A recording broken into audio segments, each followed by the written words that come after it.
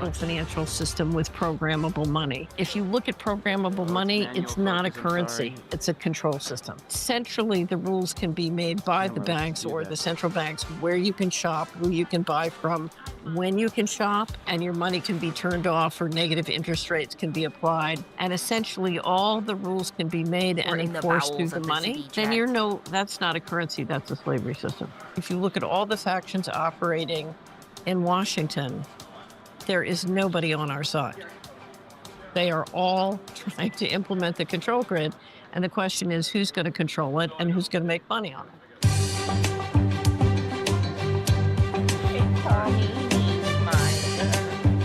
This is Little by Little with Andy Schechtman. All right, everybody, welcome back to another episode. I'm really psyched for this one of Little by Little. I have with me today the amazing Catherine Austin Fitz. I think you'll all enjoy this. I'm looking forward to it. Catherine, welcome in. Thanks for being here. I'm so excited to finally get to chat with you. How you doing? I know. I'm doing great, and as I said, I finally get to meet Andy after all these years. Yeah, we have a lot of symmetry in people we know and in people that we speak to, and I've always wondered why the heck haven't our paths crossed sooner.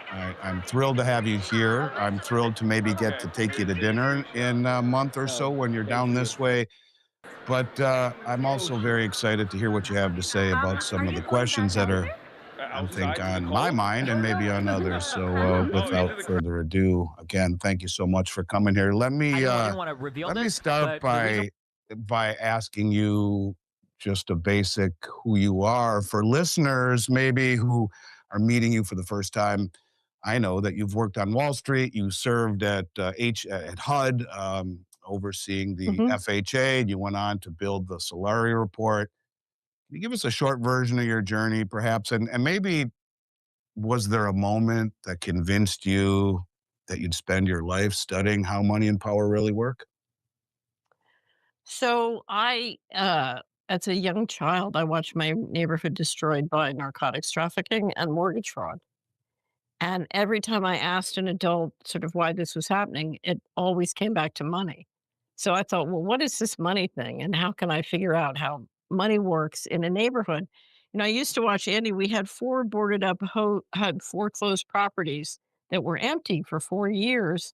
And we had a family of six across the street living in a one-bedroom apartment. And I thought, this makes no sense. What is this money thing and why does it make no sense? So anyway, what I didn't understand was to understand how the money works in West Philadelphia, just in a 4-block area, you need to understand how all the money in the planet works. So I went to Wall Street. One of the reasons I went to the firm I went to was you could circulate and work in many different departments because I wanted to know all the markets. And so literally I worked at Goldman Sachs for the summer, and then I worked at Dillon Read and became a partner. And I worked in almost every area in an investment bank. I loved investment banking. That's what I am really, is just an investment banker. And I finally realized, at some point, this is all rigged from Washington. I've got to go to Washington and figure out how the central bank and Treasury operate. And so I went to work in the first Bush administration as the Assistant Secretary of Housing.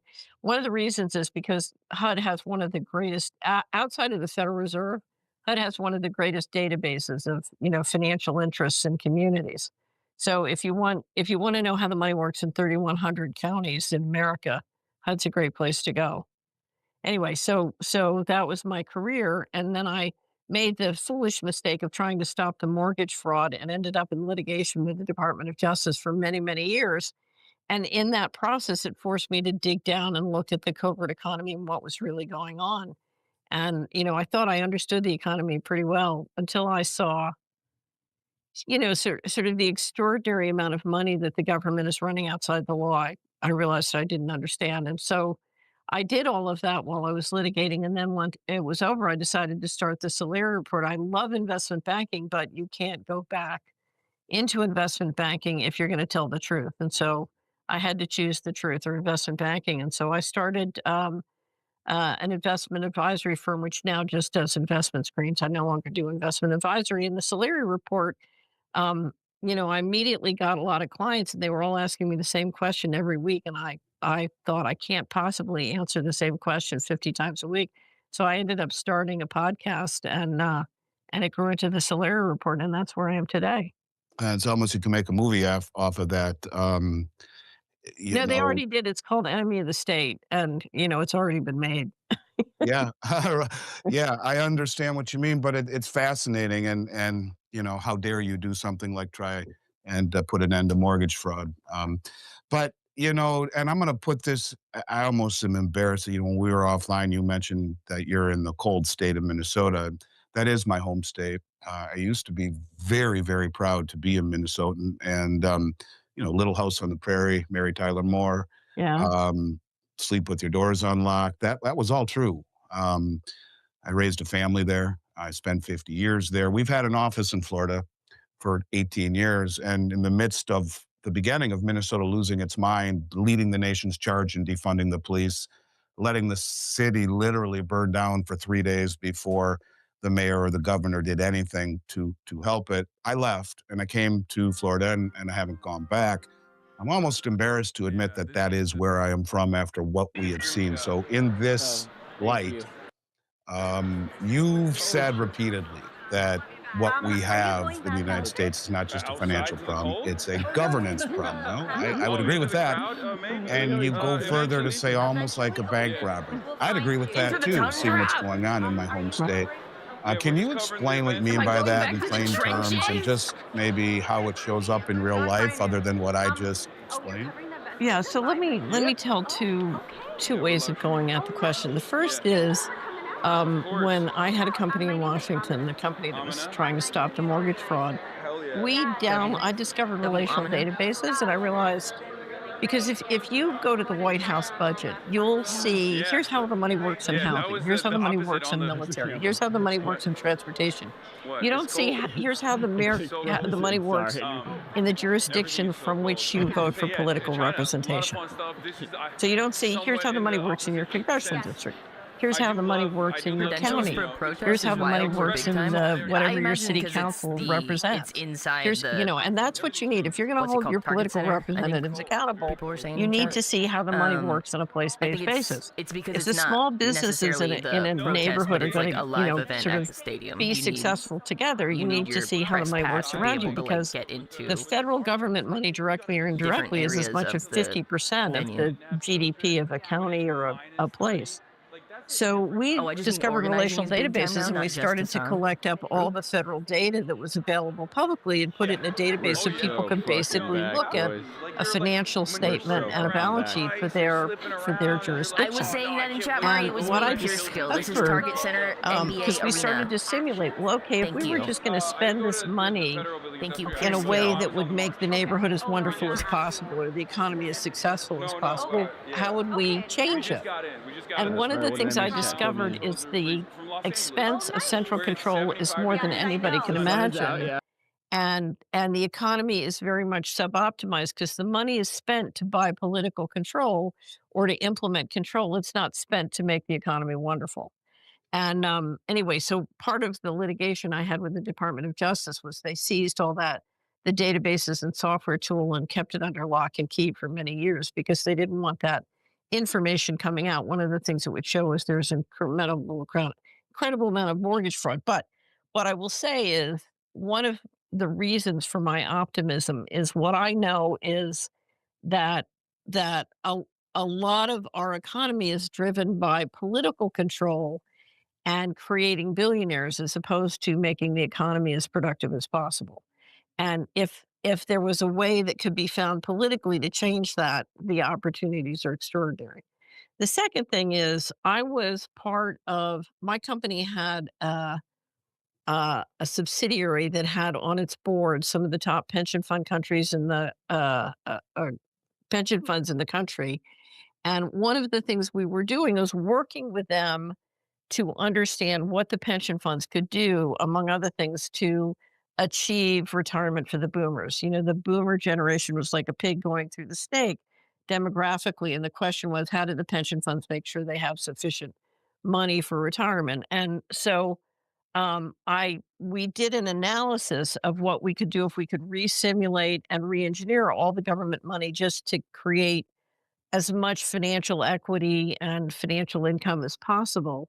And we took Philadelphia. I grew up in Philadelphia, so we took the Philadelphia area. And I had a meeting with this board out at Safeguard Scientifics. There was a firm that was co-located from them. One of the members was on the board, and I showed them what was possible if we re-engineered the government money. And there was enormous opportunity to build, enormous financial equity capital gains. The pension funds could make a lot of money, sort of re-engineering how the federal budget worked in a way that would create a much more productive economy. And the president of the largest pension fund in the country was there, and he looked at me and he said, "You don't understand. This is what we had tried to do." He had been working with a group of activists as a young man. He said, "This is what we tried to do, and they were able to stop us." And I said very naively, "Well, you didn't have the internet. You couldn't get the learning speeds up locally high enough to sort of jump the curve." And then he froze and he looked at me and he said, "You don't understand. It's too late." I said, "What do you mean it's too late?" He said, "It's too late. They've given up on the country. And they're going to move all the money out of the country starting in the fall." He said, "You've got to get to Nick Brady." Brady had been the chairman of the firm that I was a partner at on Wall Street, and then had become Secretary of the Treasury in the first Bush administration, and was one of the people you would loosely say was a leader in how the financial system got run. So he said, "You got to get to Nick." So, but I thought what he meant, Andy, was that we have been given a directive to reallocate the equity in the pension funds to emerging market investments, which made sense because you had much higher growth rates in Asia and the emerging markets than you did in the more mature economies. That's what I thought he meant. But then what happened at the beginning, he said they're moving all the money out starting in the fall. That fall was the beginning of fiscal 1998, when enormous amounts of money started to go missing from my old agency, HUD, as well as the Department of Defense. And what I later came to believe, we have an entire website just dedicated to presenting all the documents and analysis on this. It's at missingmoney.solari.com.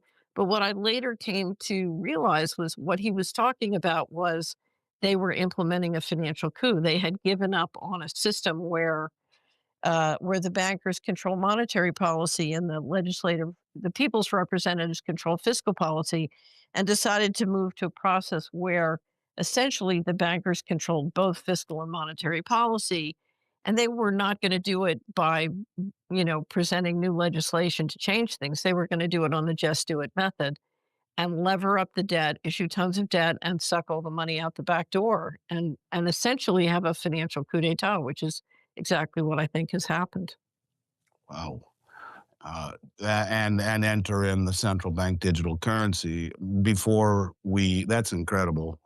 Before we get to the digital surveillance state, which I know you are so adept at, let's try and find out where we are in the broader cycle first, kind of to what you're just saying, Right.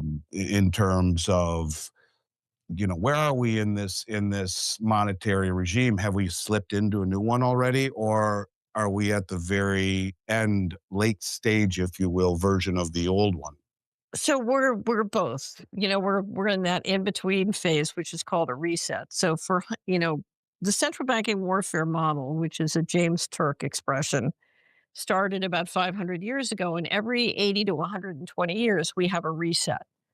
It's almost as though the central bankers say, "Okay, we got to flush the system." Oftentimes you move to a new currency. So the last time we had a reset was essentially after World War I. We went to a duopoly between sterling and the dollar, and then after World War II we went to the dollar system. But essentially, what happened was the central bankers met in August of 2019, as they do every summer under the auspices of the Kansas Fed, and reviewed a plan that had been prepared by a group of retired central bankers working through the BlackRock Investment Institute, called the Going Direct Reset.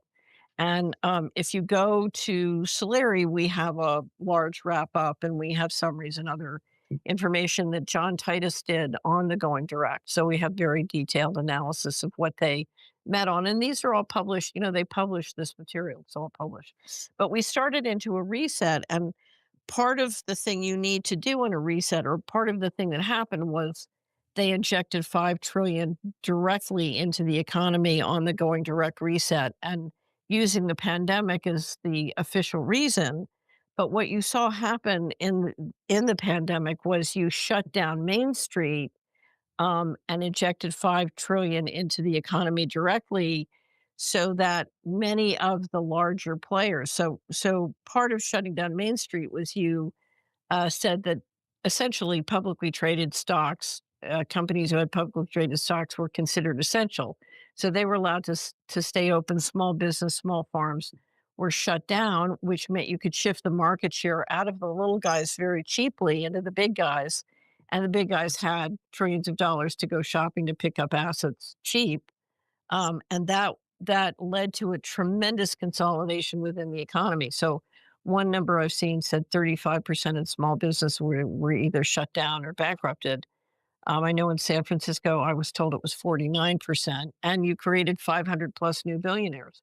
But there was an enormous consolidation of wealth into the publicly traded stocks, and basically, going into including the online businesses.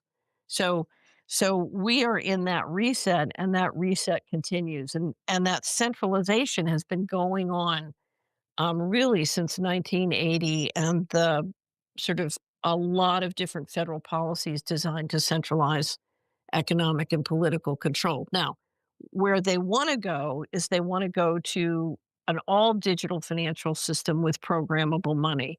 And programmable money can be a CBDC, which is issued by the central bank, but it can also be a stable coin, which is issued by the essentially the banks who own the central bank.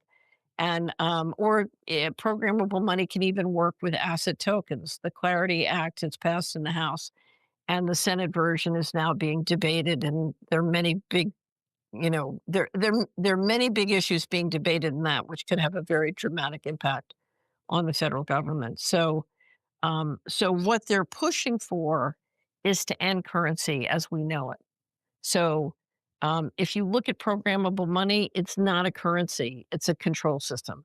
So if you have, whether it's a credit card or you have digital money of various kinds, but centrally the rules can be made by the banks or the central banks, where you can shop, who you can buy from, when you can shop, and your money can be turned off, or negative interest rates can be applied. Taxation can be decided by the bankers, so no representation, and essentially all the rules can be made and enforced through the money. Then that's not a currency, that's a slavery system. Yeah, you're the kind of person I need to sit down and drink a bottle of wine with and get deep into the weeds with this, because I mean, literally, it almost makes the hair stand up on your arms. I remember during the Biden administration, with Lael Brainerd and her intention to roll out a CBDC, working on it with MIT. And there was another gal, and I forgot her name, but she came out and talked about just what you said, that that these tools would be able to give money, programmable money, that would have an expiration date in order to, in essence, inject some sort of monetary inflation into the system. Or, as you say, pull it out, even though it wouldn't be popular, she said, if we needed to cool things down. um, Heavy, to say the least. And that brings me to the present, the Genius Act, which I know you're familiar with. And this became law in 25 and is slated to go into effect in very early 27 at the latest. And to your point, as I read it now, again, the difference between, as you eloquently stated, between a CBDC, a central bank digital currency, and a stable coin, which is part of the Genius Act, is issued by private enterprise. And as I read it, it brings stable coins into the regulated system with KYC, know your client, AML, anti-money laundering. So who you are, where'd you get your money? And one of the ones that I found interesting, I didn't know about, is KYT, know your transaction. So it has these exceptions built into it, but it doesn't clearly prohibit programmability. And I know that's a big deal Right. to you. So, So, yes. real quick, just to frame this question, because I can't wait to hear what you want to say about it. If stable coins, if artificial intelligence, if the digital ID and digital money converge, Are we looking at the early architecture of digital control system? And what should people know about this Oh, no, to we're know looking it's for real? at architecture. You're in the trap. What I mean, once you have a digital ID, the local hardware and software infrastructure, which we haven't talked about, but we can, and you combine it with programmable money, and you don't need it to be called programmable money. So a stablecoin, if you look at the pipe, under the Genius Act, all the stablecoin issuers have to plug into the pipe that comes in through Treasury. Now, Treasury is describing that as, know your customer and money laundering and legitimate, sort of white collar crime or financial crime. But if you look at that pipe, the way they've designed it, it's designed absolutely to implement programmable money. Now, they say that's not their intention. Here's what's interesting. If their intention is to make it that way, they should specifically prohibit that in the law. And twice now, Congress has been promised to pass the president's executive order as legislation saying outlawing CBDC. And twice now, Johnson has reneged on his promise to do that. And in fact, the Clarity Act has a provision outlawing CBDC, and the Senate discussion draft. Senate doesn't have a filed bill; they have a discussion draft called the Responsible Financial Innovation Act. It's specifically pulled out of the Senate version. And so we have now seen three efforts to protect the right of the central bank to do a central bank digital currency, despite, and that's an abrogation of, in my opinion, of both the president's and the speaker's promises. Let me ask you a question, and this is just kind of popping up in my head. So, do you think that the Genius Act, maybe we'll relate this to President Kennedy trying to neuter some of the power of the Federal Reserve by giving money creation back to the Treasury? Do you see what Trump is trying to do here? In other words, I'm trying to decide, is he the Trojan horse or is he riding on the Trojan horse? Do you see him by having the stablecoin bill where the money is in essence issued and interest rate policy is more dictated by the Treasury than by the Federal Reserve? Is it the Federal Reserve banks that are pushing back against this? Is Trump the good guy in all of this? Is my question, or do So, you view him as part of a puppet of a bigger play? so we at Solari have a collection that's it's called the Fast Approaching Digital Control Grid.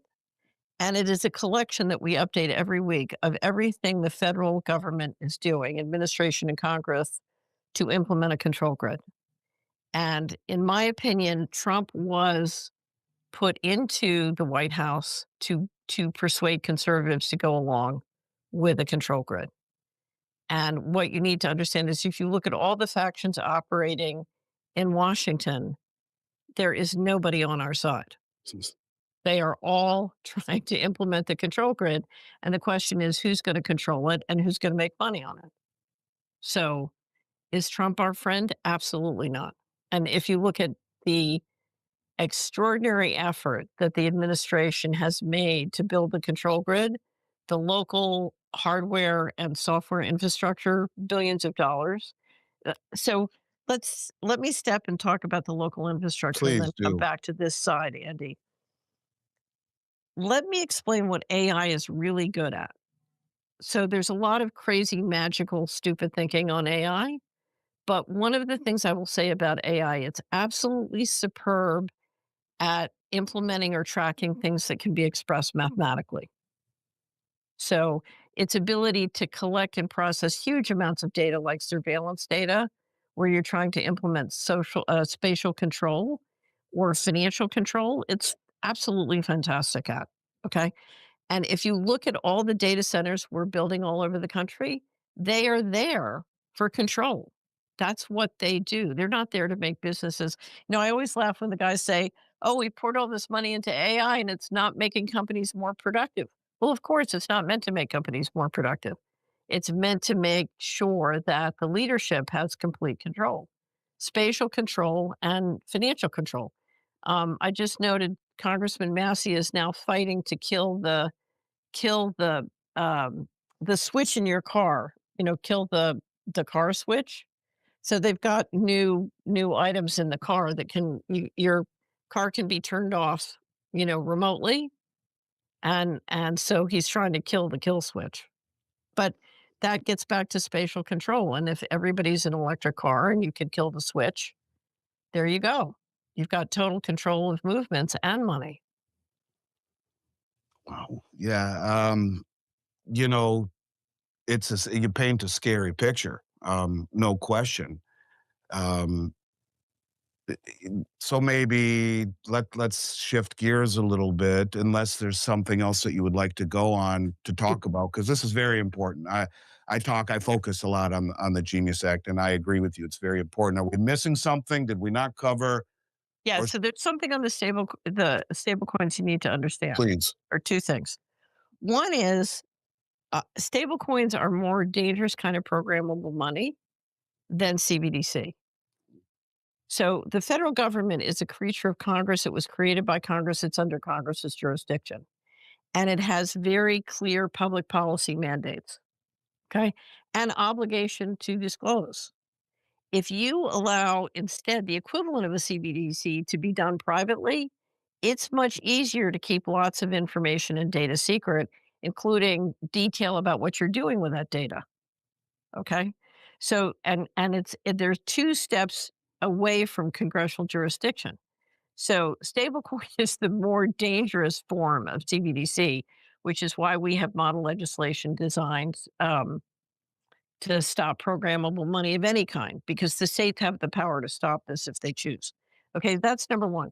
Number two, the debate right now that is holding up the passage of the Clarity Act, or the Senate version thereof, is a debate between essentially the private fintech firms and the banks about whether or not stablecoins will be able to issue uh, rewards or pay interest to the holder.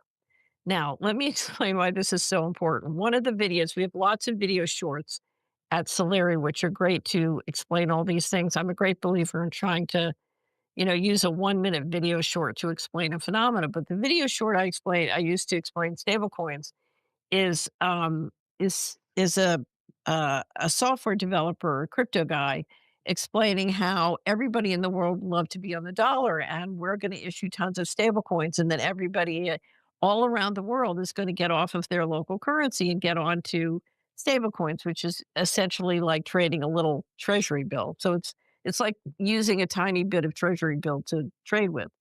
And what he's anticipating is a giant sucking sound of money out of local banking systems all over the world, in Ecuador and Bolivia, in Minnesota, in Tennessee, out of the local banking and the local currency into crypto stable coins, right?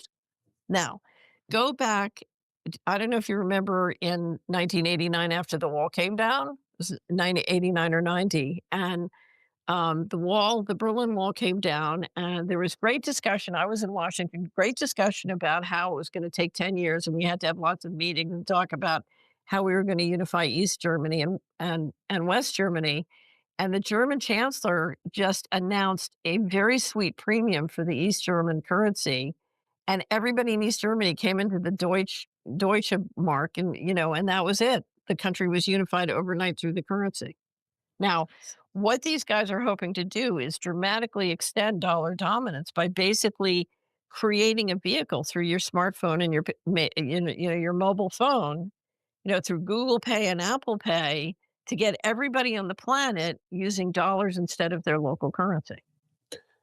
so the question that I have for you on that sucking sound, and I would agree with it, except if I'm not mistaken, the Clarity Act says that the interest attached to said treasuries is not transferable to the holder of the dollars, or which is being backed by stable coins. It's the issuer who gets to keep it, not the recipient. Right. Um, And so that's is that what they're trying? I mean, is that a maybe a roadblock to that sucking sound? That's a huge roadblock to that sucking sound, and that is why they had anticipated passing the Senate version by the end of January, and in fact, the whole thing is blown up, and there was a headline the other day that the White House may pull their support because the banks and the non-banks are in huge loggerhead about whether or not interest can be paid and reward. It's not just interest, it's rewards too.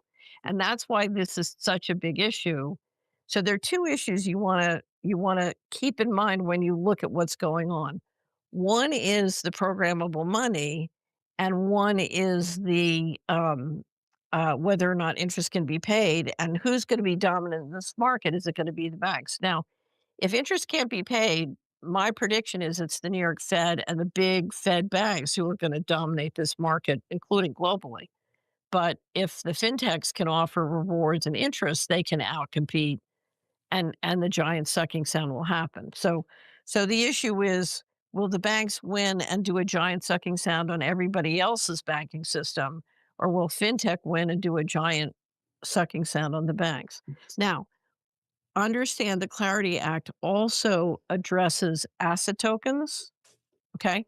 And asset tokens, Larry Fink has said publicly, and Paul Atkins, the chairman of SEC, has said all securities will be traded using asset tokens.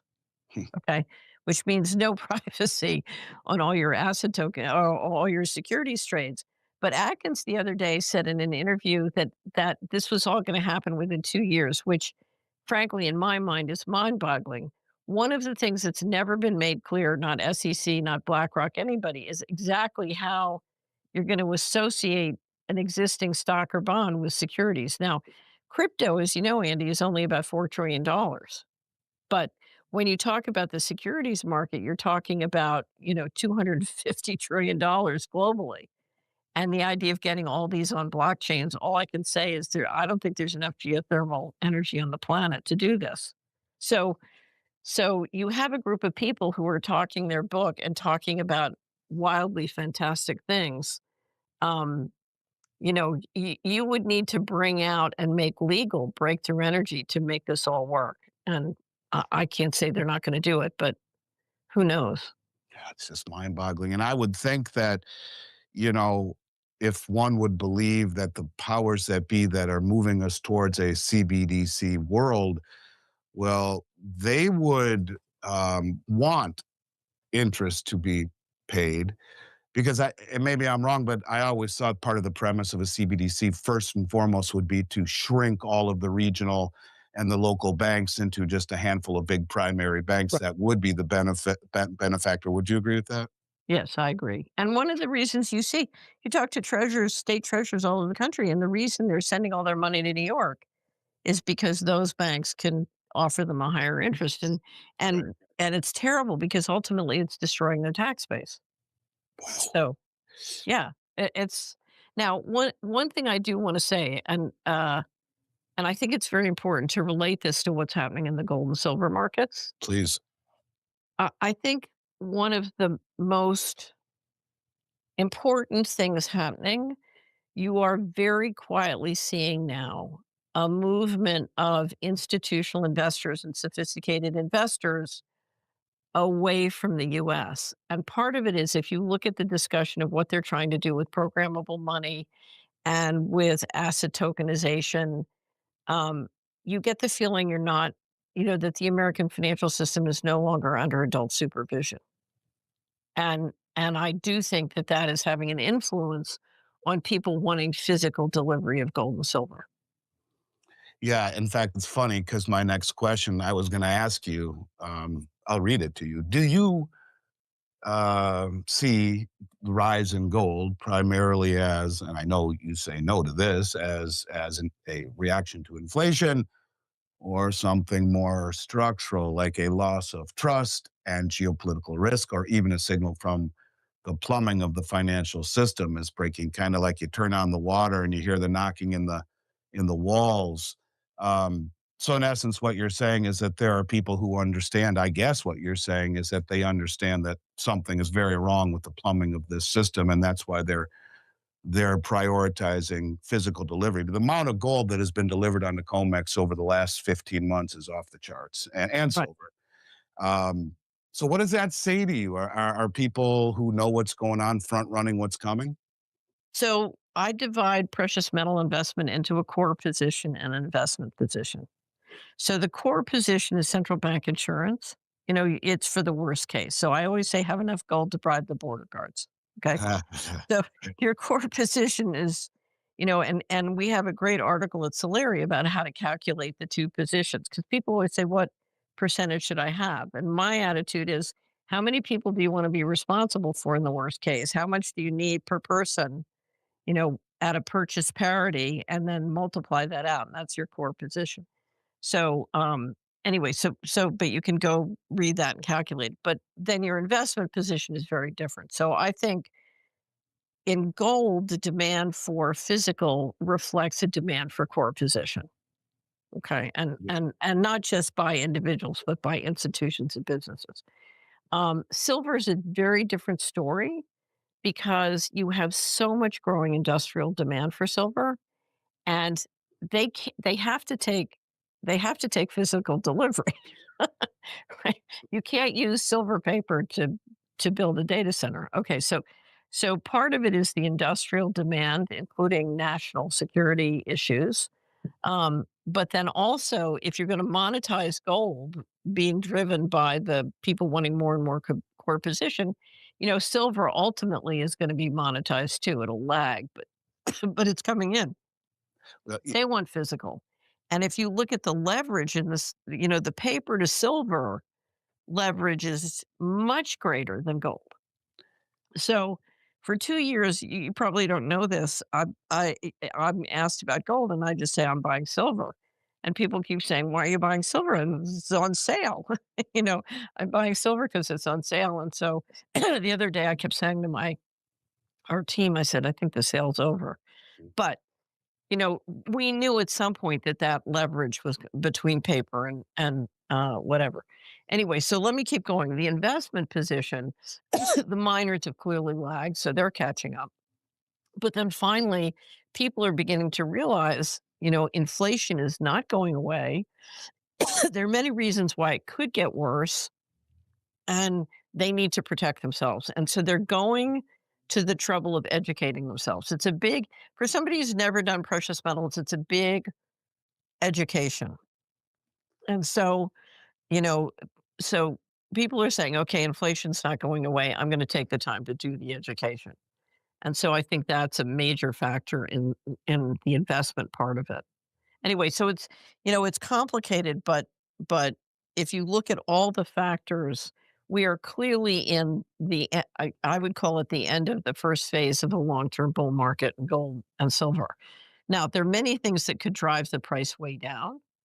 A pandemic or a war is very deflationary, as you know, and can drive the price way down. But I think the bull market has quite a ways to run. um, you talk about silver, and I would agree. I mean, in terms of it being on sale, certainly seeing it rise, you know, uh, almost 200% in the last year is evidence of that. Um, Heck, in May it was $35, and here we are at 95. So it's certainly that would support your thesis. The December delivery contract, when you talk about who's standing for delivery, was the largest delivery into COMEX on a December in the history of the market since 1974. Or about 68 million ounces were delivered. And then just in the first couple of weeks 8 million here, of silver. yes, onto COMEX. And then you look at just the last couple of weeks here in January, we're approaching 40 million ounces. So, 110 million ounces have been delivered onto COMEX. Someone's standing for delivery. Um, Over the last 40 days. Who's doing this? And I've been screaming this for the past year since he won the election in November of last year. Every single month, we see billions upon billions upon billions upon billions of dollars of gold and silver delivered into New York. Someone is front running what is coming, whether it be industrial or more. Of course, this is all preceded and now alongside the classification of silver being a critical mineral by the U.S. Well, as government. soon as Trump announced Stargate, this was a no-brainer. Yeah, no, I Right. I agree with you, and I'm glad that your listeners got to benefit from that. Uh, Honestly, you were one of the most fascinating people I've ever talked to, and I am going to hopefully get you to come out to dinner with me when you come in So, no, we town. will we will definitely I, have we will I have dinner. I hope so because I got a lot I want to ask you, but I'm going to ask you one more question Okay. in respect of your time. Um, so let's just zoom out a little bit. Do you think we're moving toward a world where, and this is one that's very close, near and dear to me, to what I talk about every day, to a world where the dollar's power is preserved through tighter surveillance and compliance, or maybe towards a world where dollar dominance fades as countries around the world start to route their own trade using their own digital settlement systems. And instead of using treasuries as their reserve, they're using gold as an alternative reserve asset to treasuries. If do you think that, and if so, is there a key tell that we can be looking at to see which road we're on? So I'm a great believer in scenario planning where you have multiple scenarios. So I can come up with scenarios where the dollar maintains a very significant market share, but it's still, it never regains its dominance.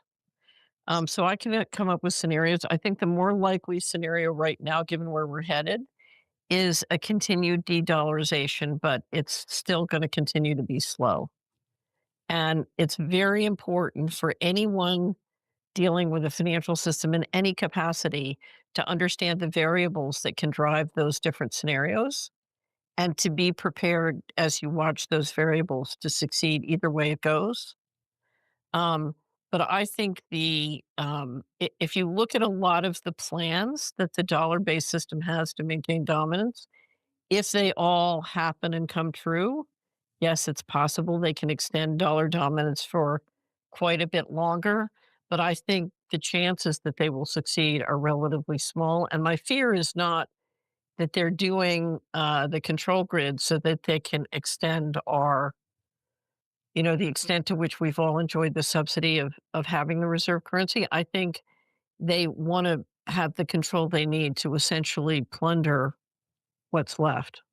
Yeah, So I kind of believe the latter as well. And you said slowly that, that's kind of the name of my show, little by little, by little by little by little by little, and bang all at once. And do we get to an all at once moment in one of your scenarios?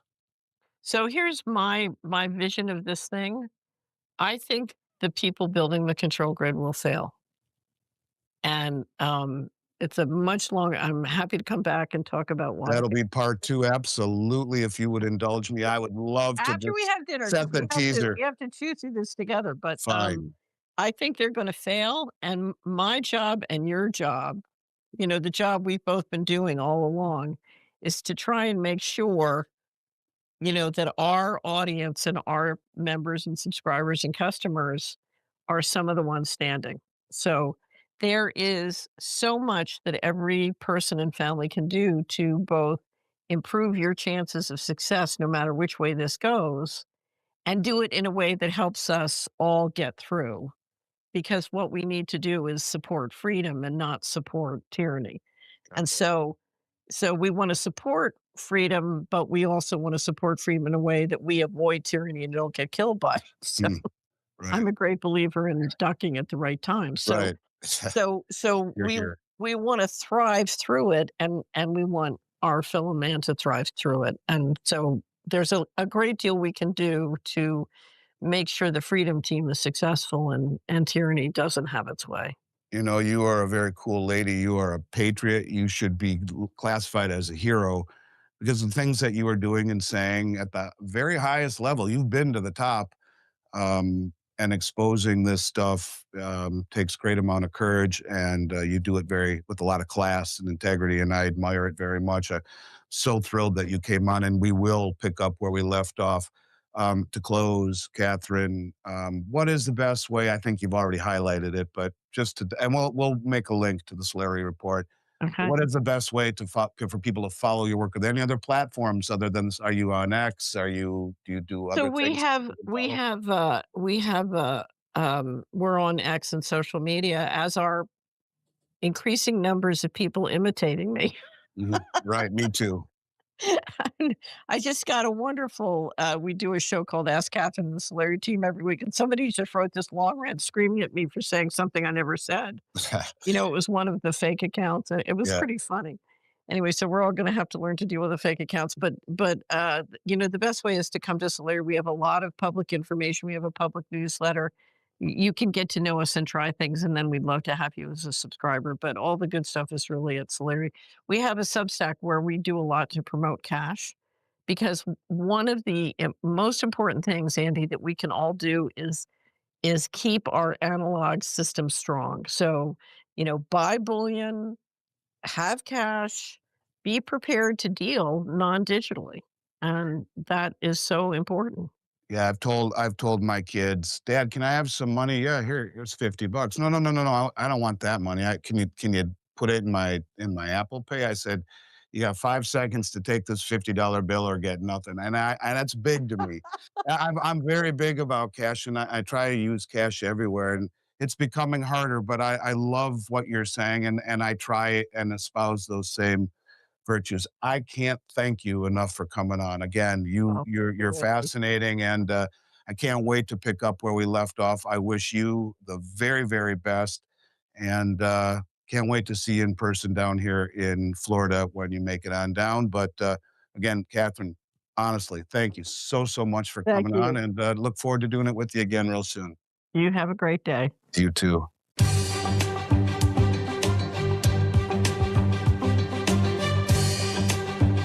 This is Little by Little with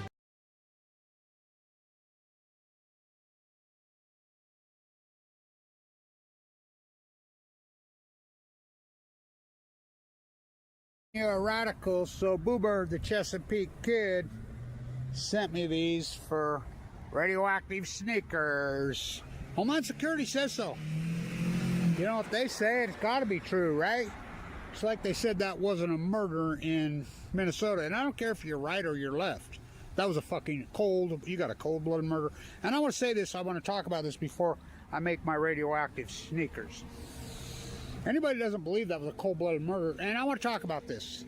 ICE, look, you want to clean up so-called illegal immigration real easy.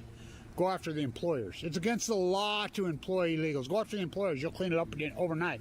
I want to say this because I live here in Utah, and there are hundreds of so-called illegal undocumented workers that are wanted and been convicted of crimes in other states in the United States, which Trump says he's going after this. They haven't deported one of them.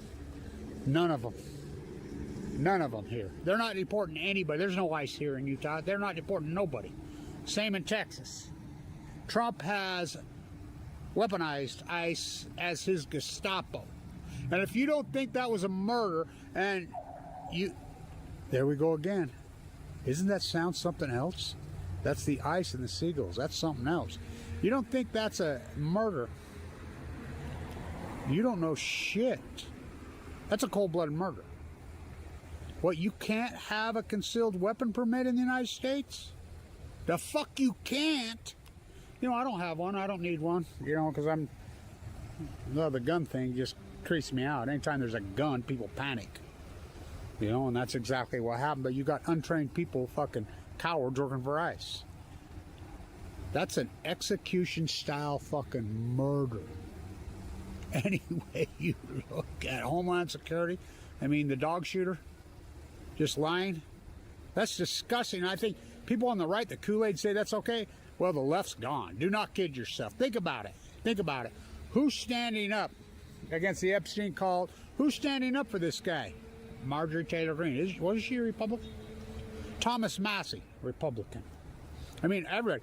Even Lisa Murkowski, Republican. Democrats ain't standing up for shit. No, they're so fucking gone, it's unbelievable. I wish Marjorie would run for president. I'll vote for her. And then, you know, Tucker, which was a card-carrying, beating the drums of Afghanistan and Iraq harder than anyone has seen the light. I mean, but better late than never. How about Candace Oat? Better late than never. And I don't know, Larry Wilkerson on the judge. Larry Wilkerson was Colin Powell's one of the greatest liars ever walked. Saddam Hussein had weapons of mass. Larry Wilkerson pounded the Afghanistan, Iraq, Fox News narrative hard. Now they're against it. What? The neocons. They go to that when they were neocons. But I guess, you know, they saw the light. You know what? Why did Marjorie Taylor quit? They gave her silver or lead. I mean, my God, but I sure wish she'd run for president. So let's make these radioactive. Thank you, Boober, the Chesapeake Kid. Really appreciate you, dude. You know, let's see. So, you know what sneakers cost anymore? And Homeland Security told us they're radioactive and it ain't going away. Now, why wouldn't sneakers be radioactive? Shrimp radioactive. Clothes radioactive. Oh, but it's just from Indonesia. No, it's not. I've proven it. Where are we going to put that last one? So I got to tell this story.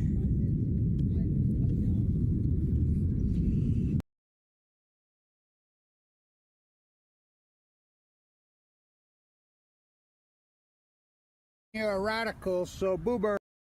But my daughter didn't like radiation. I can't. Oh, she was so fucking pissed. I thought she was gonna punch me. And she says, I've never been told no in my life. Yeah, I get it. You know, I can see why. I mean, so I'm not gonna tell you whether I caved in or not, but because, yeah, whoa. But that's the way it was. In those early days, those first few years, I'm heavily under the chemo. So I'm radioactive, I'm telling them. It takes, when they quit the chemo, it takes at least 3 years to get it out of your body. And it's nasty and it's toxic. So radioactive sneakers, thank you, Boober. Let's see, one already come off. Oh, those ones are on. I'll work on them. Looks like one of the stickers already fell off. I'll get it up there.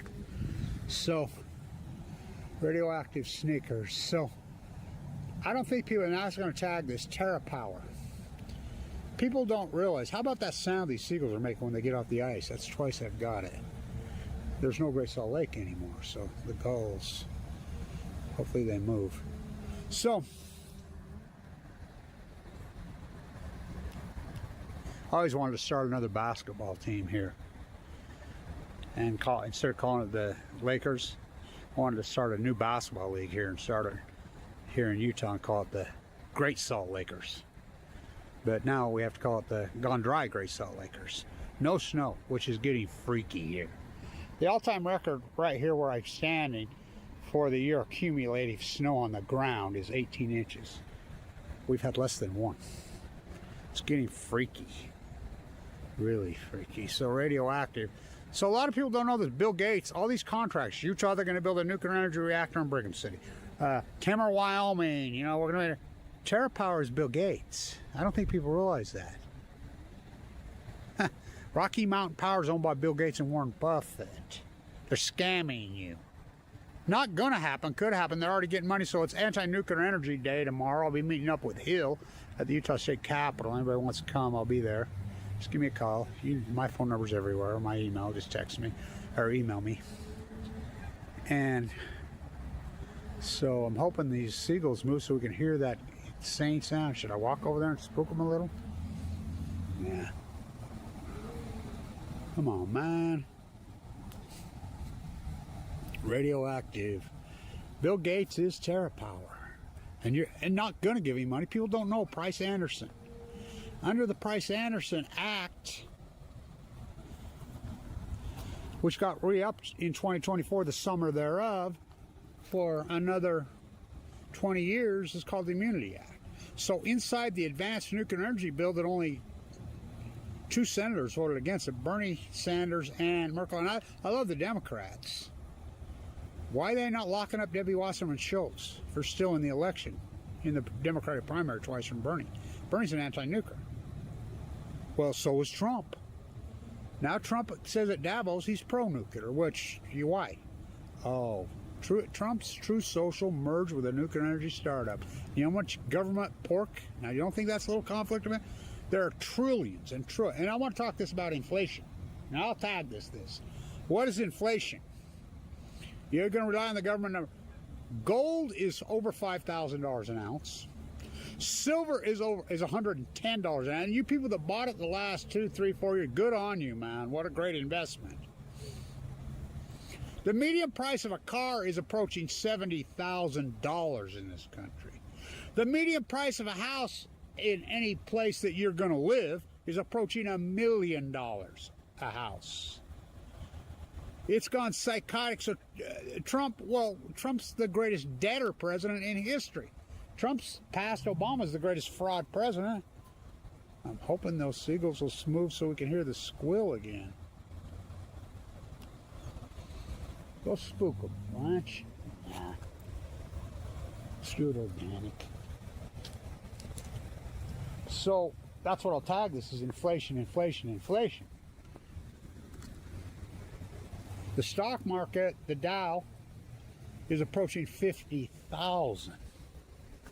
Your money's worthless.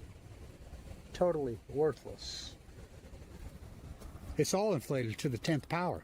Trump's the great inflator president. But you're right. I mean, you people that are going to now CPI, PPI. What a scam. Let's get real about inflation.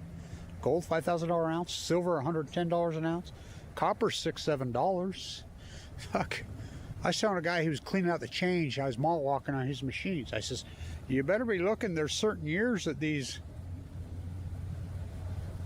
quarters are silver. Got some silver in it. You know what I said? No. Silver's $110 an ounce. Whoa.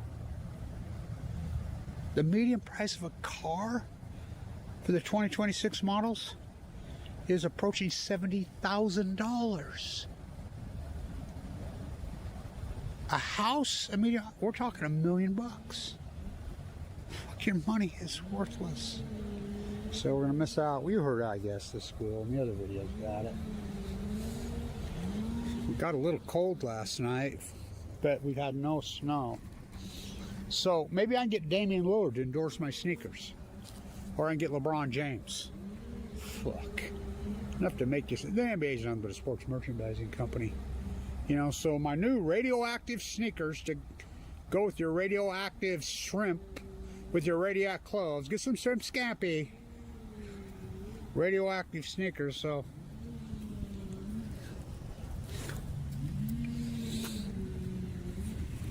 When I was under the chemo, you wouldn't have believed it. Every place I went. I mean, I remember this. Oh God, I shouldn't tell that one. This is even more risky. A girl come up to me and I says, look. He says, come sleep with me. I says, I've got a central line hanging out of my jugular vein. Whoa, I don't care. I'm full of I'm radioactive. I'm radioactive. My skin. Now, I'm full of chemo. Hardcore. And I want people to realize radiation therapy and chemotherapy are two different therapies. I had the turkey 2 mushroom group, experimental chemo on me that worked, but it took out my heart valve, took out my gallbladder, took out my esophagus, took out my teeth. It's been a hard battle. Mike Lee kicked me off Medicaid after I forked over $1 million worth of Tesla stock in 2011 and Apple. What a journey, right? Radiation therapy and chemo are two separate therapies. I had very little radiation. I have 4 tattoos on me from the dots they lined up. I was at LDSC. I was Dr. Thompson's very last patient, the radiologist. And Fimbo Pierce says we want very light little on him. He's not a fan of it. I had it's not your father's chemo, but I'm alive. But when you're heavily under the chemo like that, and I'm heavily under the chemo, should you be? I don't know, but I could feel it coming out of my skin. I could smell it.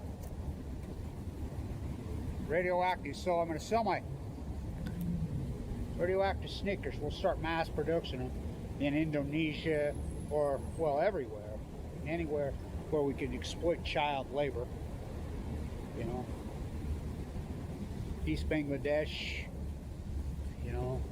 Get your slave made gear. Then get Damian Lillard to endorse it. Or LeBron. And we could sell them for what? Well, it's an ounce of gold, $5,000 a pair.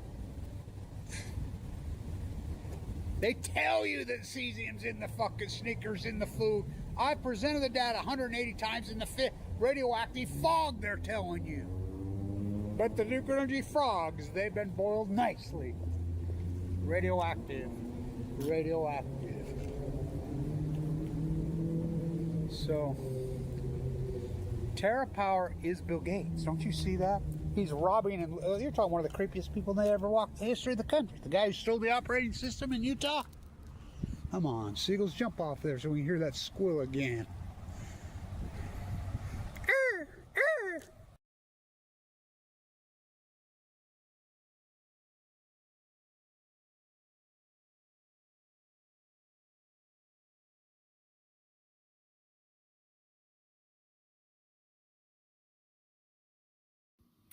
What you're looking at is what the ontogenesis looks like for a psychological function in the objective personality system. We're starting with extroverted thinking, and we're taking a splitter's perspective. And by doing so, we get masculine TE and feminine TE. The modality takes on a sexual characteristic in terms of how they're naming the linguistics of what the semantics of the function stands for. Meaning, it's not just a modality, it's a sexual modality. It's talking about the flavor of a function, but ontologically, it still represents a new function substrate, so it becomes its own function. Does that make sense? So this is what it looks like when you split psychological functions, and this is how the origin of psychological functions turns out in terms of a grant function stack. From TE, you get masculine TE and feminine TE. From masculine TE, you get masculine SI. You get masculine TE SI. You get masculine TENI. From there, you get masculine TENSI, FM or MM. Why FM or MM? Because we keep the first and the last locked. They're the same. Why? Because when the grant function stack is differentiating, you anchor the first and the last function. As soon as the first function becomes differentiated, it automatically gives us the last function, always, in terms of adaptation and compensation. It's why we look to the observer axis. It's why we look to the decider axis. So that's why you get this FFMF, FFMF, FMMM, FMMM. And what that looks like as a similarity and as a difference from the different ontogenesises, whether we're talking about TE or TI, FE or FI. So there you have it. The ontogenesis of TE. TEFI, TE, feminine TE and masculine TE.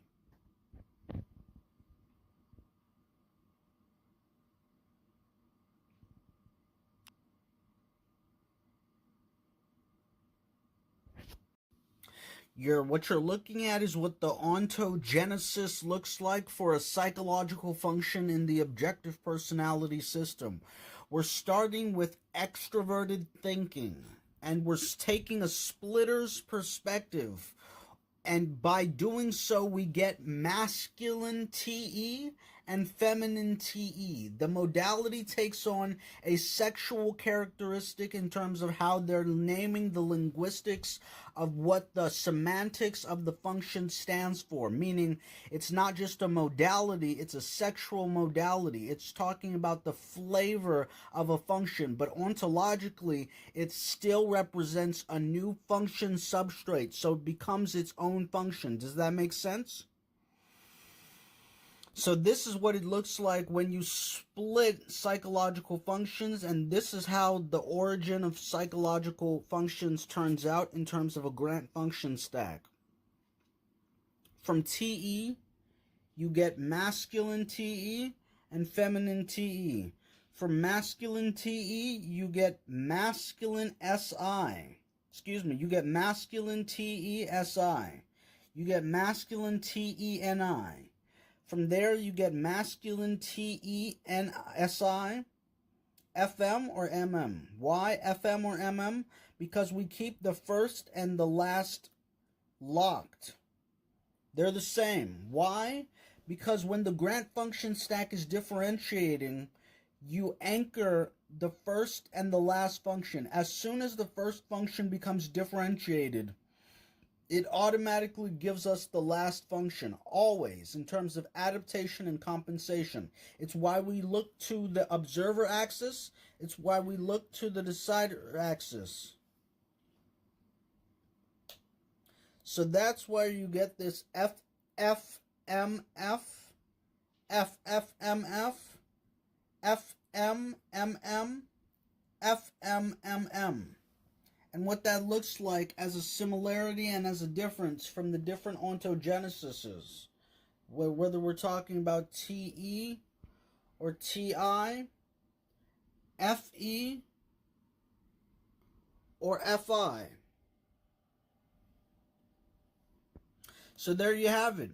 The ontogenesis of TE. TEFI, TE, feminine TE and masculine TE.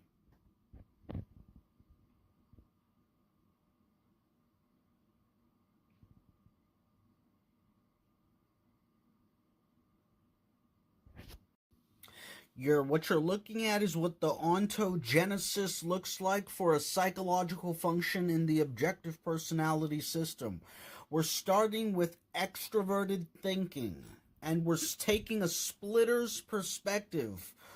And by doing so, we get masculine TE and feminine TE. The modality takes on a sexual characteristic in terms of how they're naming the linguistics of what the semantics of the function stands for. Meaning, it's not just a modality, it's a sexual modality. It's talking about the flavor of a function, but ontologically, it still represents a new function substrate, so it becomes its own function. Does that make sense?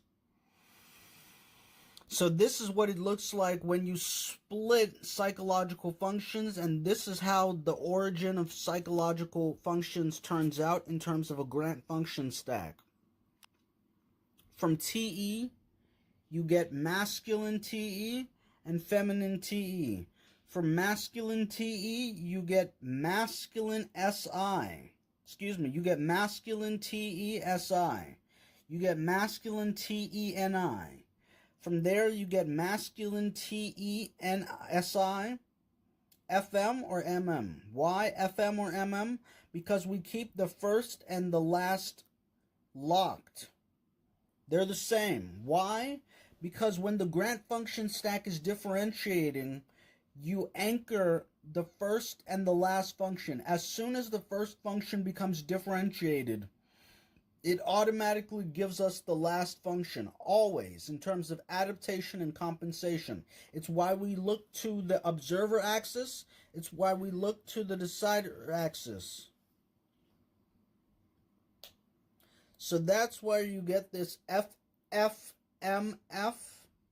FFMF, FMMM, FMMM.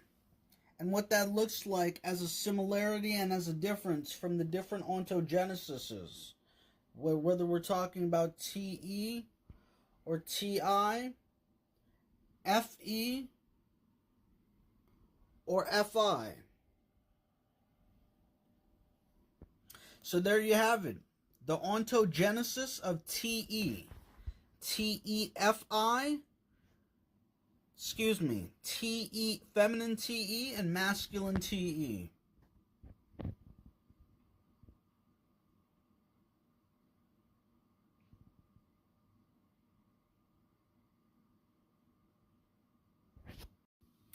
What you're looking at is what the ontogenesis looks like for a psychological function in the objective personality system. We're starting with extroverted thinking, and we're taking a splitter's perspective. And by doing so, we get masculine TE and feminine TE. The modality takes on a sexual characteristic in terms of how they're naming the linguistics of what the semantics of the function stands for, meaning it's not just a modality, it's a sexual modality. It's talking about the flavor of a function, but ontologically, it still represents a new function substrate, so it becomes its own function. Does that make sense? So this is what it looks like when you split psychological functions, and this is how the origin of psychological functions turns out in terms of a grant function stack. From TE, you get masculine TE and feminine TE. From masculine TE, you get masculine SI. You get masculine TE SI. You get masculine TE NI.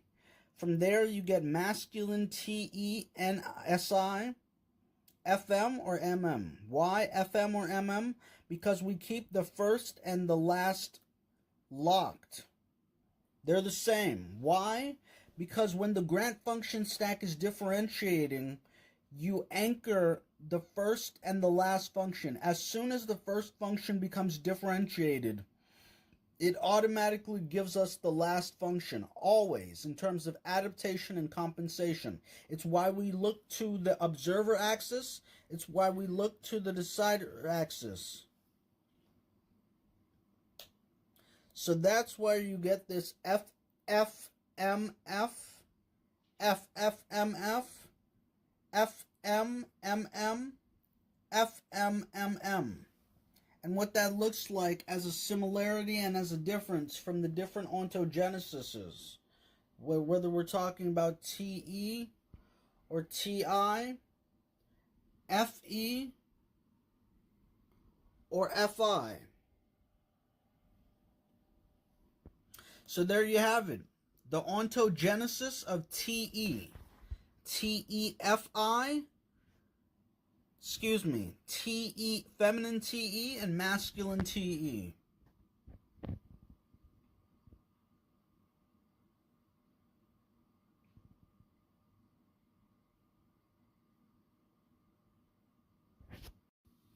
What you're looking at is what the ontogenesis looks like for a psychological function in the objective personality system. We're starting with extroverted thinking, and we're taking a splitter's perspective.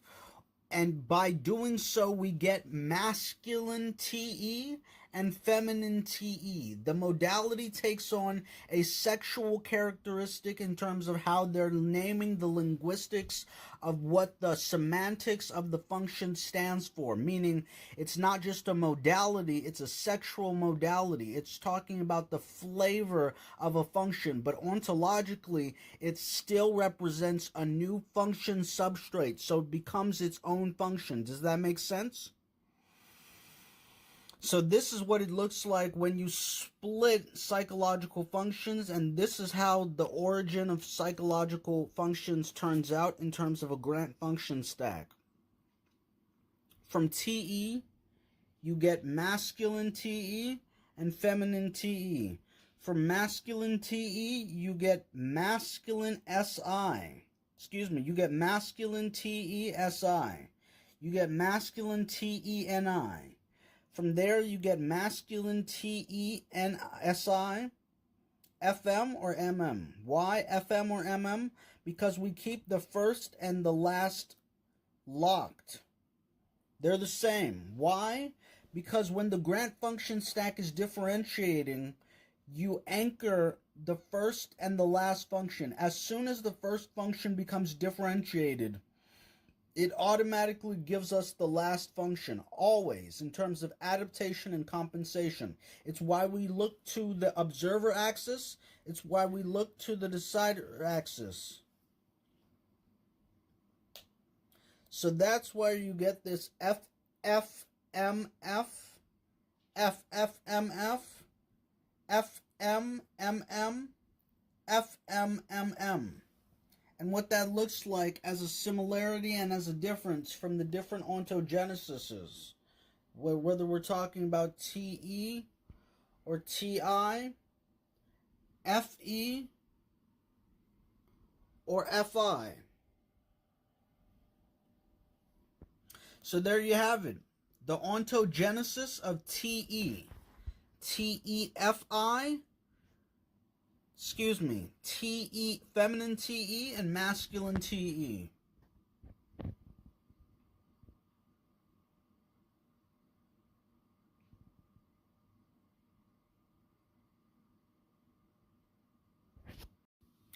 What you're looking at is what the ontogenesis looks like for a psychological function in the objective personality system.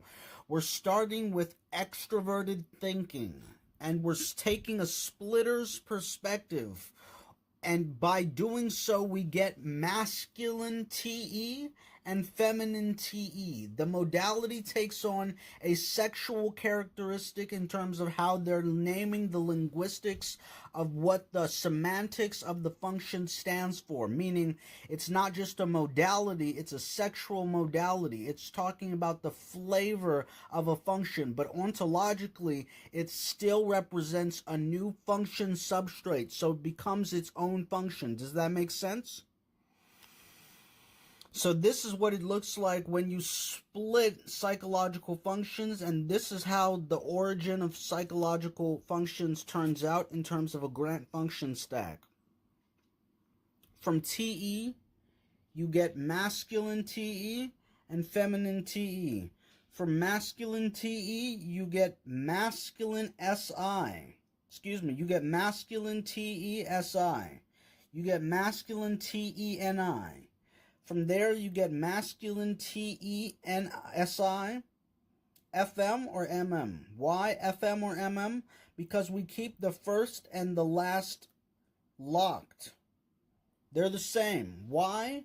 Because when the grant function stack is differentiating, you anchor the first and the last function. As soon as the first function becomes differentiated, it automatically gives us the last function, always, in terms of adaptation and compensation. It's why we look to the observer axis. It's why we look to the decider axis. So that's why you get this FFMF, FFMF, FMMM, FMMM. And what that looks like as a similarity and as a difference from the different ontogenesises, whether we're talking about TE or TI, FE or FI. So there you have it. The ontogenesis of TE. TEFI, TE, feminine TE and masculine TE.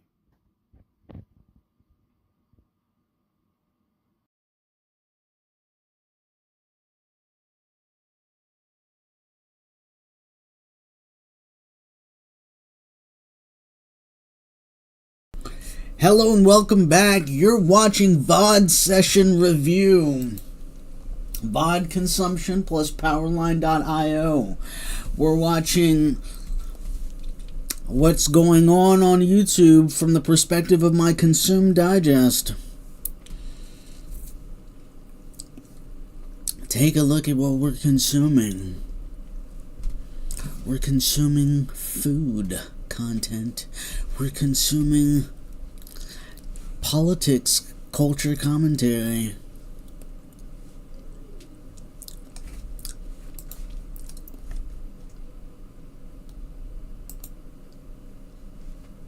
Erotic commentary as Rage can, while also feeding you, while also feeding you political tidbits as well.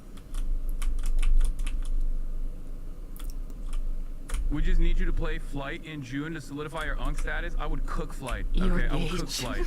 Yeah, this is AR loyals saying this kind of stuff as soon as Rage, as soon as Rage criticized Aiden Ross, his community immediately,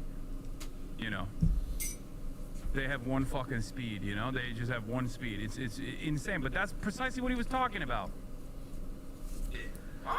Aiden Ross calls out your rage and other Twitch streamers as hypocrites. These guys have one fucking speed, bro.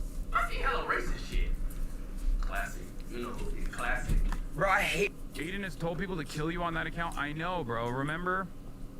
It's worse. He didn't even mention Aiden at all. When everyone says only my community is racist, though, bro.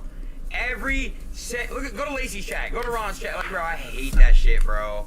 Like, holy, it's everybody's chat, bro. Guys, everybody's racist. Why are you just pointing at me? I get it, but cuff them. No. Everybody's chat's racist, guys. Come on, why are you just looking at me? Let's be fucking real, okay? There are some communities. There are some fucking communities that go insane mode, okay? There are some communities that go fucking insane mode. Ray was on kick. He was saying nigger. He was putting up the fucking Hitler thing. That's what I mean. Been lied to. It's like when you on kick, you got. Your chat is racist against whites. It's true. This is an anti-white Yes. community, even though it's entirely white. Yes. A white guy, led by a white guy, me, it is like 60% white, but Yes, we're also chat. somehow the most racist against whites. What's up? Sell Welcome. Hassan into white Marcus slavery? Squirrel Live. Excuse me, you're Late talking to a night fucking show. Ottoman. I was planning You on understand? going on live an hour ago. Got caught up in some other things, but I If wanted to go ahead and there's deliver one this empire that information has successfully now. conducted white Welcome to Marcus Squirrel slavery Live. and have been endlessly yelled at for it, Tonight's program Okay. really is on this right here. Save it, share it out to the people who are watching know your on place. Twitch, Instagram, Facebook, I'd like Barbie doll. wherever you're watching that from. We're gonna get into it real White quick. fatigue, Theme of the night self-loathing is white. America is King, irritating. he was, standing on ISIS is business, the symbol, 10 toes the down, Trump and is the saying, cause. no, we No, all I was woke just- around I was these just fucking messing around words, solo okay? playing. This anti-woke shit is inevitably going to come to an You end. know, I want to get into And now that Hi, Meowsies. now we're at the precipice why of a fucking people sea change, are as I've mad been and why the Trump over and administration over again. sort Yeah, of of course, people are earned eventually going to this, go, you know what, it right? was actually cool to say these things. My bad, my this- mistake. I didn't realize that This isn't Hassan just was right. activists or immigrants. Yeah, upset right thing. I anymore. thought that was a little weird ICE too. has become a On the other hand, symbol of though, American Vanilla Mace, governmental what a disrespect. queen. She has People feel like they've been left talked nothing down to. unsaid. Love her. They feel like She's they've been lied doing to. fantastic. Posting a lot They're about it. starting to feel powerless when agencies refuse. The lost community is confused Explanation. why he is beefing with you. They I don't feel like like Hassan. I'll force start off is with it, but he was replacing genuinely law. glazing lost for like a whole hour. Why are we starting White on people necessary feel beefs, like they're dude? black. I don't know anything about Los And I'm not Pollos, maybe talking that's about the the ones reason, that but I kind of understand. like him. I'm talking about. It's because they're both the from New ones Jersey. That didn't mind He's voting for been Trump. he's been swindled.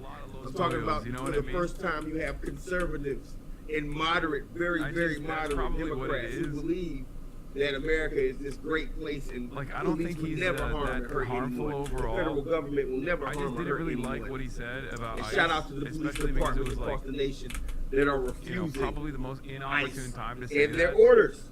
I Shout out to the low-key- police departments, and I don't do that much. Yeah. You know, I'm I definitely didn't even say anything someone who's mean to about him police initially, accountability, but I do have to yesterday, give them by the way. props For But another testament to woke coming back was being like, for Los holding Pollos, ICE when he accountable. fucking A lot of initially these came folks after me are with the understanding Kanye that their shit, communities he got are like the ones hundreds that are of under thousands attack. of likes. I hope we Right? can keep this same energy. October 7th, I really do hope we October keep the same 7th, energy. Shocktober 7th.